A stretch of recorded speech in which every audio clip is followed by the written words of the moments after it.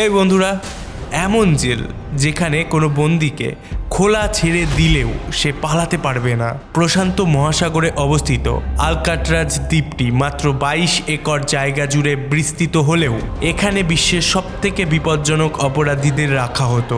দ্বীপটি সমুদ্রের মাঝখানে একটি বিশাল পাথরের ওপর তৈরি, আর এই কারণেই একে দ্য রক বলা হতো। একে তো এই দ্বীপটি বহুদূর পর্যন্ত মহাসাগর দিয়ে ঘেরা, দ্বিতীয়ত অতিরিক্ত সুরক্ষার জন্য এর চারিপাশে 15 ফুট উঁচু বেড়া দেওয়া হয়েছিল, জেল সার্জেন্টদের 24/7 নজরদারির পাশাপাশি। কারণ এটি প্রশান্ত মহাসাগরের মোহনায় অবস্থিত, তাই প্রবল বাতাস এবং উঁচু ঢেউ সব সময় এই দ্বীপটিকে ঘিরে রাখে। এই সব পরিস্থিতি বিবেচনা করে 1934 সালে এটাকে ফেডারেল জেল হিসাবে ঘোষণা করা হয়। ফলে আমেরিকার বাকি জেলগুলোর তুলনায় এই জেলটিতে অত্যাধিক নিরাপত্তা দেওয়া হতো। সংক্ষেপে এখানে কেউ একবার এলে নিজে থেকে বের হওয়া কোনোভাবেই সম্ভব ছিল না। এই জেলটিকে অবেদ্য হওয়ার মর্যাদা দেওয়া হয়েছিল। কিন্তু 12 জুলাই 1962 সালে আলকাতরাজের সেই ভ্রম ভেঙে যায়, যখন 3 জন বন্দী এখানকার নিরাপত্তাকে চরম দক্ষতার সাথে ফাঁকি দিয়ে পালিয়ে যায়। সবচেয়ে আশ্চর্যের বিষয় হলো পরবর্তী 10 ঘন্টা পর্যন্ত জেল কর্তৃপক্ষ তাদের পালানোর বিন্দুমাত্র আঁচ পায়নি। শুধু FBI নয়, মার্কিন যুক্তরাষ্ট্রের শীর্ষ 3টি সংস্থাও এই মামলার সমাধানের জন্য প্রাণপণ চেষ্টা চালিয়েছিল। আমরা এমন একটি জেল পালানোর বা প্রিজন ব্রেকের কথা বলছি, যা গত 60 বছর ধরে শুধু অমীমাংসিতই নয়, বরং বিশ্বের কাছে এটি একটি রহস্য হয়ে দাঁড়িয়ে আছে। এখন চলুন এই ঘটনার মূল চরিত্রদের দিকে একবার নজর দেওয়া যাক। ফ্র্যাঙ্ক মরিস ছিলেন 133 IQ সম্পন্ন একজন অত্যন্ত বুদ্ধিমান এবং সুদর্শন ব্যক্তি। তিনি প্রচুর বই পড়তেন বলে জানা যায় এবং ছবি আঁকাতে ছিল তার প্রতিভা। 1926 সালে ওয়াশিংটন ডিসিতে জন্মগ্রহণকারী মরিসের শৈশব ছিল সমস্যাপীড়িত এবং অল্প বয়সেই তিনি অপরাধ করতে শুরু করেন। লুইজিয়ানা স্টেট কারাগার এবং আটলান্টা ফেডারেল কারাগার থেকে এর আগে পালানোর কারণে মরিসকে কারাগার থেকে পালানোর ক্ষেত্রে একজন ওস্তাদ হিসাবে বিবেচনা করা হতো। তাকে বোঝা ছিল খুব কঠিন। তিনি ছিলেন লাজুক, পরিপাটি, সুদর্শন যুবক।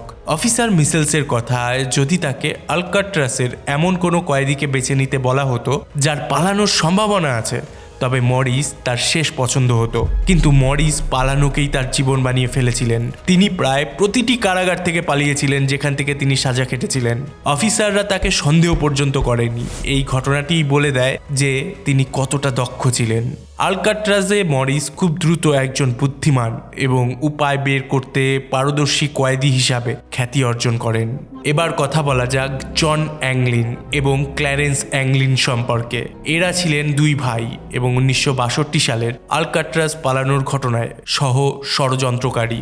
2 ভাইয়ের মধ্যে বড়জনের চুল ছিল সোনালী এবং চোখ ছিল নীল। 1 বছরের ছোট্ট ক্লোরেন্স ছিলেন লম্বা এবং ভারী গড়নের। তার চুল ছিল কালো এবং চোখ ছিল হেজেল নীল।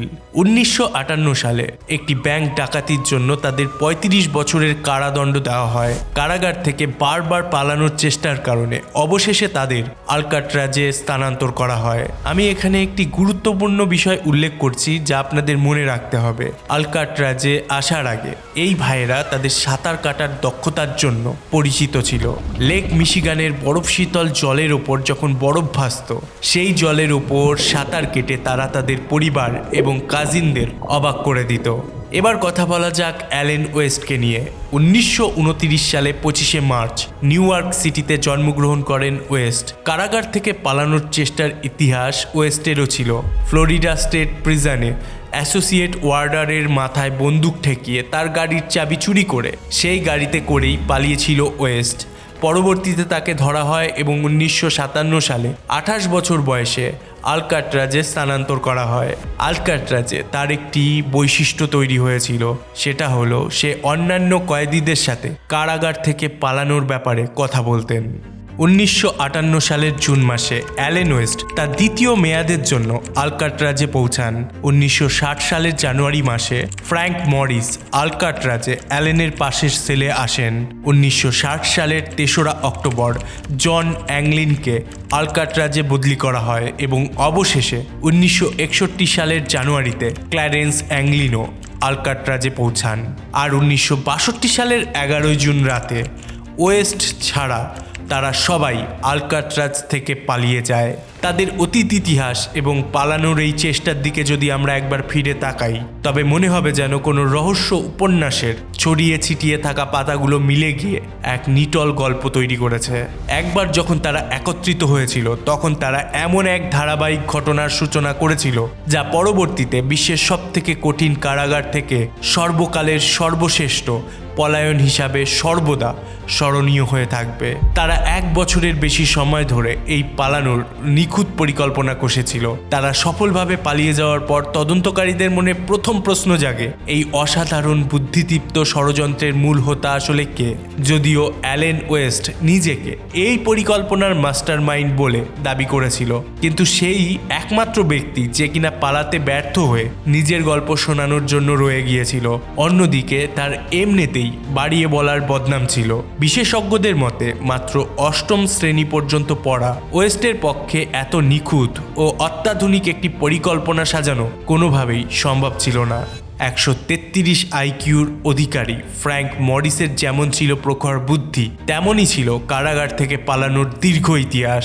তাছাড়া তদন্তকারীরা লাইফ জ্যাকেট এবং নৌকা তৈরির পদ্ধতি লেখা ম্যাগাজিনের নিবন্ধনগুলো মরিসের সেলেই খুঁজে পেয়েছিল, ওয়েস্টের সেলে নয়। তবে প্রয়োজনীয় সরঞ্জাম জোগাড় করার ক্ষেত্রে ওয়েস্ট অত্যন্ত গুরুত্বপূর্ণ ভূমিকা পালন করেছিল, কারণ আলকাট্রাজে এটি ছিল তার দ্বিতীয় মেয়াদ এবং জেলের অনেক কয়েদি ও অফিসারই তার পরিচিত ছিল।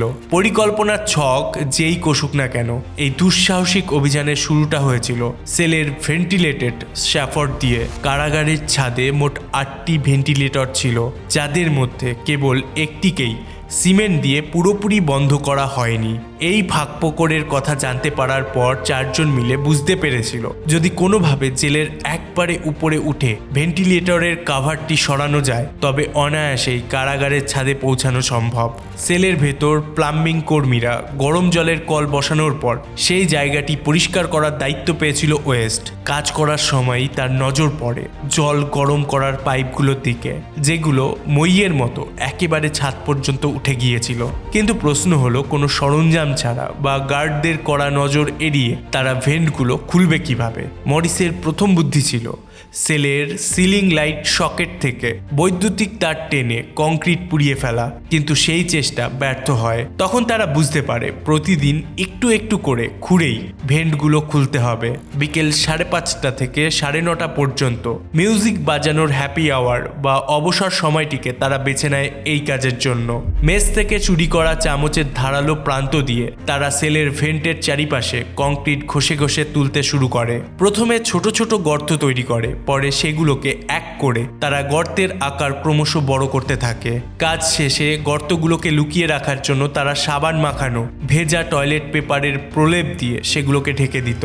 রাতের পর রাত একটানা খোঁড়াখুড়ির পর অবশেষে কংক্রিট এতটা আলগা হয়ে আসে যে মরিস পুরো গ্রিলটিকেই টেনে বের করে ফেলতে সক্ষম হয়। কিন্তু এর ফলে সেলের দেওয়ালে একটি বড়সড় গর্ত তৈরি হয়। এই গর্ত লোকাতে মরিস জেলের আর্ট সাপ্লাই থেকে পাওয়া কার্ডবোর্ড কেটে আসল গ্রিলের মাপে একটি আয়তাকার টুকরো তৈরি করে। তার উপর সে নিখুঁতভাবে গ্রিলের ক্রিস ক্রস নকশা এঁকে জেলের গ্রিলের ঠিক একই রকম সবুজ রঙে রাঙিয়ে দেয়। প্রতি রাতে খোঁড়াখুড়ির কাজ শেষ হলে সে ওই নকল গ্রিলটিকে গর্তের মুখে সুন্দরভাবে বসিয়ে দিত।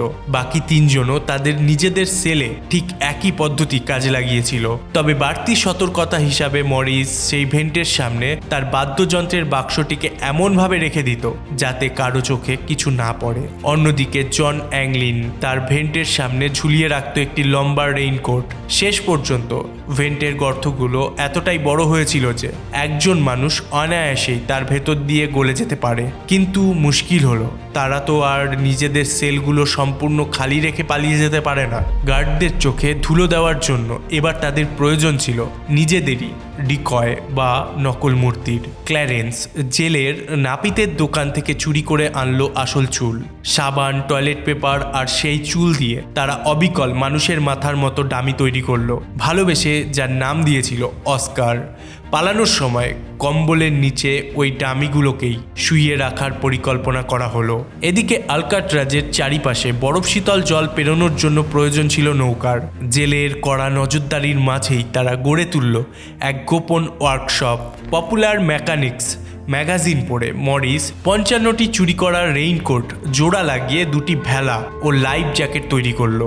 রবার গলিয়ে জোড়া লাগানোর বিশেষ পদ্ধতি ভালকানাইজেশন কাজে লাগিয়ে সেগুলোকে করা হলো টেকসই। হাওয়া ভরার জন্য বাদ্যযন্ত্র কনসার্টিনাকে বানানো হলো পাম্পার, তৈরি হলো কাঠের প্যাডেল, এমনকি ব্যাটারি ও প্লাস্টিকের বাক্স দিয়ে তারা বানিয়ে ফেলল আস্ত এক ফ্ল্যাশ লাইট। 1962 সালের বসন্তে পাইপ বেয়ে ছাদে উঠে ক্ল্যারেন্স দেখে বেরোনোর ভেন্টিলেটরটি শক্ত স্ক্রু দিয়ে আটকানো, যা হাত দিয়ে খোলা অসম্ভব। এবার ওয়েস্ট তার বুদ্ধির খেলা দেখালো। জেলের একটি নষ্ট ভ্যাকিউম ক্লিনারের মোটর খুলে সে একটি আস্ত ড্রিল মেশিন বানিয়ে ফেলল, যা দিয়ে ওই শক্ত স্ক্রুগুলো অনায়াসেই খুলে গেল। অবশেষে এলো সেই বহু প্রতীক্ষিত রাত, 11 জুন 1962, রাত 9:30। সেলের আলো নিভতেই বিছানায় ডামিগুলো রেখে 3 জন সেলের ভেন্ট গলে বেরিয়ে এলো। কিন্তু বিপত্তি ঘটল ওয়েস্টকে নিয়ে। তার সেলের গর্তটি তখনও গলে যাওয়ার মতো যথেষ্ট বড় হয়নি। আতঙ্কিত বোধ করা সত্ত্বেও ওয়েস্ট অবশিষ্ট সিমেন্ট সরানোর কাজ চালিয়ে যেতে থাকে। এদিকে অ্যাংলিন ভাইয়েরা পালানোর সুযোগ হাতছাড়া হওয়ার আশঙ্কায় অস্থির ও উদ্বিগ্ন হয়ে পড়েছিল। তাই ভাইদের উদ্বেগে শেষ পর্যন্ত তারা 3 জন ওয়েস্টকে একাই কাজ শেষ করার জন্য রেখে নিজেদের পরিকল্পনা নিয়ে এগিয়ে যাওয়ার সিদ্ধান্ত নেয়। রাত আনুমানিক 10:30টায় মরিস ছাদের ভেন্টের ক্যাপটিকে টেনে খুলে ফেলে। এই শব্দটি একজন অফিসার শুনতে পায়। অফিসারটি কর্মরত লেফটেন্যান্টকে শব্দের কথা জানান, যিনি জেলের ভেতর তদন্ত করতে যান কিন্তু কিছুই খুঁজে পাননি। এদিকে 3 জন তাড়াহুড়া করে ছাদ পার হয়, কিন্তু তাদের তাড়াহুড়ার মধ্যে তারা তাদের একটি প্যাডেল ফেলে দেয়, একটি অতিরিক্ত লাইফ ভেস্ট ও ভেলাও ফেলে যায়। ছাদের অন্য প্রান্তে পৌঁছানোর পর তারা কারাগারের রান্নাঘরের বাইরের দেওয়ালে থাকা একটি 45 ফুট দীর্ঘ পাইপ বেয়ে নিচে নেমে আসে। কিন্তু জন খুব জোরে দোল খায়, যার ফলে রাত 10:45-এ প্রহরীরা দ্বিতীয় একটি বিকট শব্দ শুনতে পায়। রাত 11টার মধ্যে মরিস এবং অ্যাংলিনরা সম্ভবত জলের ধারে পৌঁছে গিয়েছিল, যেখানে তারা তাদের ভেলা জোড়া লাগায়, তাদের লাইফ জ্যাকেট ফুলিয়ে নেয় এবং জলে নেমে পড়ে। সম্ভবত এরপর তারা ভেলায় তাদের নিজের জিনিসপত্র বোঝাই করবার পর অন্ধকারের মধ্যে এগিয়ে যায়। এদিকে ওয়েস্ট মরিয়া হয়ে ঘুরতে থাকে। অবশেষে রাত 1:45-এর দিকে সে এটি ভেঙে ফেলতে সক্ষম হয় এবং ছাদে পৌঁছানোর পর সে বুঝতে পেরেছিল যে সে পেছনে পড়ে গিয়েছিল।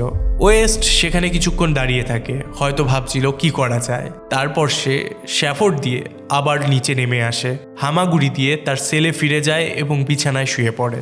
12 জুন সকাল 7:15 অফিসার লরেন্স বরাবর তার নিয়মিত কয়েদি গোনার কাজ করছিলেন। যখন তিনি ঘুমন্ত ক্ল্যারেন্স অ্যাংলিনকে জাগানোর চেষ্টা করেন, কয়েদিটি একটুও নড়ছিল না। তিনি চিৎকার করে লেফটেন্যান্ট বিল লংকে ডাকেন। লং তদন্ত করার জন্য অ্যাংলিনের সেলে যান।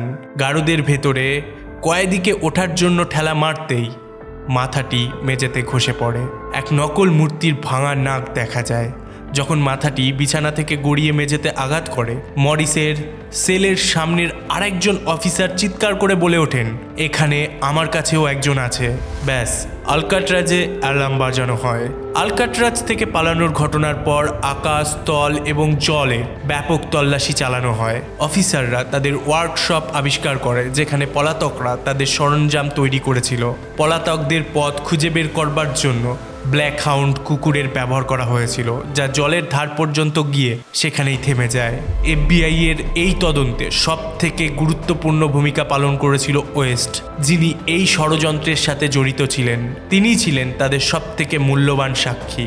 আসলে ওয়েস্ট এফবিআই এর সাথে তার তথ্য শেয়ার করতে আগ্রহী ছিল, কারণ তাকে পেছনে ফেলে যাওয়ার জন্য সে ক্ষুব্ধ ছিল। ওয়েস্ট এফবিআইকে জানায় পরিকল্পনায় ছিল অ্যাঞ্জেল আইল্যান্ড পর্যন্ত উত্তর দিকে ভেলা চালানো, কিছুটা বিশ্রাম নেওয়া এবং তারপর জারকুন প্রণালী সাঁতরে মেরিন কাউন্টির উপকূলে পৌঁছানো। এরপর তারা একটি গাড়ি চুরি করবে এবং একটি পোশাকের দোকানে ডাকাতি করবে। তারপর যার পথে চলে যাওয়ার কথা ভেবেছিল তারা। যাই হোক, কর্তৃপক্ষ এই তথ্যকে সমর্থন করার জন্য কোনো প্রমাণ খুঁজে পেতে ব্যর্থ হয়। এরপর বহু সূত্র পেলেও তদন্তকারীরা ওই 3 জনের টিকিটিও খুঁজে পাননি। প্রশ্ন উঠতে শুরু করে, তারা জেলের বাধা অতিক্রম করলেও প্রকৃতির বাধা অতিক্রম করতে পেরেছিল? তারা কি বাঁচতে পেরেছিল? 18 জুন আলকাট্রাজ জেলের ওয়ার্ডেনের কাছে একটি রহস্যময় পোস্টকার্ড আসে। ফ্র্যাঙ্ক, জন এবং ক্ল্যারেন্সের সই করা সেই চিঠিতে লেখা ছিল, হাহা আমরা পেরেছি। হাতের লেখা পরীক্ষায় দেখা যায় ক্ল্যারেন্সের সইটি ক্ল্যারেন্সের নিজের ছিল না, তবে বাকি দুইজন কেউ লিখেছিল কিনা তা আজও অজানা। প্রশাসন ও অনেক বিশেষজ্ঞদের মতেই সেই রাতের প্রবল স্রোত ও ঝোড়ো বাতাসে তাদের মতো সাধারণ কয়েদিদের পক্ষে তীরে পৌঁছানো প্রায় অসম্ভব ছিল। কিন্তু পরবর্তীকালে স্কুলের বাচ্চারা সহ অনেকেই ঠিক একই পথে সাঁতার কেটে প্রমাণ করে দিয়েছিল যে এই কাজ মোটেও অসম্ভব কিছু নয়। 1962 সালের জুলাই মাসে নরওয়েজীয় জাহাজ নরফোলের নাবিকরা গোল্ডেন গ্রেট ব্রিজ থেকে 20 মাইল দূরে জলের ওপর প্যান্ট পরা একটি মৃতদেহ ভাসতে দেখেন। কানাডাগামী এই জাহাজে রেডিও না থাকায় তারা সাথে সাথে খবরটি জানাতে পারেনি। 1 মাস পর তারা ফিরে এসে এফবিআইকে জানালেও ততদিনে অনেক দেরি হয়ে গিয়েছিল। সেই মৃতদেহ আর কখনোই পাওয়া যায়নি। 2014 সালের ডেলফর্ট ইউনিভার্সিটির বিজ্ঞানীরা গবেষণা করে জানান, কয়েদিরা যদি ঠিক রাত 11:30টায় ভেলা ভাসিয়ে থাকে তবেই জোয়ারের সাহায্যে তাদের হর্ষু বেতে পৌঁছানো সম্ভব ছিল। একটু আগে বা পরে রওনা হলেও প্রবল স্রোতে তাদের মৃত্যু ছিল অবধারিত। আর যেমনটা আমরা আগেই জেনেছি, গার্ডরা 11টার দিকে জলে নামার শব্দ পেয়েছিল।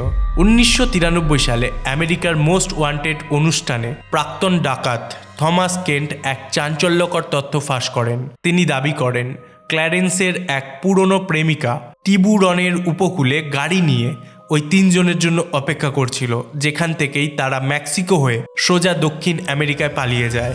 এই দাবিটিকে আরও জোরালো করে তোলে এফবিআই-এর একটি পুরনো রেকর্ড, যেখানে দেখা যায় পালানোর কিছুদিন আগেই ফ্র্যাঙ্ক মরিস স্প্যানিশ ভাষা শেখার একটি বই কিনেছিলেন। 2003 সালের জনপ্রিয় টিভি শো মিথবাস্টার্স প্রমাণ করে দেয় যে রেনকোটের ভেলায় চড়ে সত্যিই আলকাট্রাজ থেকে পালানো সম্ভব ছিল। অন্যদিকে এফবিআই-এর পরীক্ষায় দেখা যায় পালাতকদের তৈরি লাইফ জ্যাকেটগুলো বাতাস ধরে রাখতে পুরোপুরি সক্ষম। ছোট লিক থাকলেও মুখ দিয়ে বাতাস ফুঁকে অনায়াসেই ভেসে থাকা যেত। ন্যাশনাল জিওগ্রাফিকের এক তথ্যচিত্র অনুযায়ী পুরনো এফবিআই ফাইলে 12 জুন অ্যাঞ্জেল আইল্যান্ডে একটি ভেলা এবং বালিতে পায়ের ছাপ পাওয়ার কথা উল্লেখ ছিল, যা সাধারণ মানুষের কাছে গোপন রাখা হয়। পালানোর রাতেই মেরিন কাউন্টি থেকে একটি নীল শ্যাভ্রোলেট গাড়ি চুরি যায় এবং পরদিন একই রকম একটি গাড়ি ক্যালিফোর্নিয়ার রাস্তায় ত্রাস সৃষ্টি করে। গত অর্ধ শতাব্দী ধরে তাদের বেঁচে থাকা নিয়ে বহু তথ্য সামনে এসেছে। ইউএস মার্শাল মাইকেল ডাইকের মতে তাদের বেঁচে থাকার বেশ কিছু জোরালো প্রমাণ রয়েছে, যেমন অ্যাংলিন ভাইদের মায়ের কাছে বছরের পর বছর পরিচয়হীন গোলাপ আসা, কিংবা 1973 সালে মায়ের শেষকৃত্যে নারীদের ছদ্মবেশে 2 ভাইয়ের উপস্থিত থাকার জোরালো গুঞ্জন। রহস্য আরও ঘনীভূত হয় 2015 সালে, যখন হিস্ট্রি চ্যানেলে 1975 সালে ব্রাজিলে তোলা একটি ছবি প্রকাশ করা হয়। ফেসিয়াল রিকগনিশন ও ফেসিয়াল বিশেষজ্ঞরা প্রায় নিশ্চিত করে যে ওই 2 জন ব্যক্তি সত্যি জন এবং ক্ল্যারেন্স অ্যাংলিন। এর সাথে যুক্ত হয় 2016 সালের এক মৃত্যুসজ্জার স্বীকারোক্তি। জন লেরয় কেলি নামের এক ব্যক্তি দাবি করেন একটি সাদা নৌকায় করে সে পলাতকদের সাহায্য করেছিলেন। কাকতালীয়ভাবে পালানোর রাতেই এক অফ ডিউটি পুলিশ অফিসার উপসাগরে ঠিক তেমনই একটি রহস্যময় সাদা নৌকা দেখেছিলেন। 2018 সালে হঠাৎই জন অ্যাংলিনের লেখা বলে দাবি করা একটি চিঠি সামনে আসে। তাতে লেখা ছিল, আমি জন অ্যাংলি, আমরা 3 জনই সেই রাতে বাঁচতে পেরেছিলাম। আমার বয়স এখন 83 আর আমি ক্যান্সারে আক্রান্ত। চিঠিতে দাবি করা হয় যে মরিস 2005 সালে এবং ক্লরেন্স 2008 সালে মারা গেছেন। 1 বছরের কারাদণ্ড ও চিকিৎসার প্রতিশ্রুতি পেলে সে আত্মসমর্পণ করতেও রাজি ছিল। এফবিআই চিঠির আঙ্গুলের ছাপ পরীক্ষা করলেও কোনো সুনির্দিষ্ট সিদ্ধান্তে পৌঁছাতে পারেনি। এই ভিডিওটির জন্য তথ্য নিয়ে গবেষণা করবার পর আমার নিজস্ব বিশ্বাস তারা কেউই সেই রাতে ডুবে মারা যায়নি। যারা 1 বছর ধরে এক নিখুঁত ছক কষতে পারে, জলের ধারে পৌঁছানোর পর তাদের কোনো পরিকল্পনা থাকবে না, তা বিশ্বাস করা কঠিন। অ্যাংলিন ভাইরা ছোটবেলা থেকেই দুর্দান্ত সাঁতারু ছিল। বিজ্ঞানীদের মতে তাদের তৈরি লাইফ জ্যাকেট নিয়ে তারা অন্তত 2 ঘন্টা ভেসে থাকতে পারত, যা তীরে পৌঁছানোর জন্য যথেষ্ট।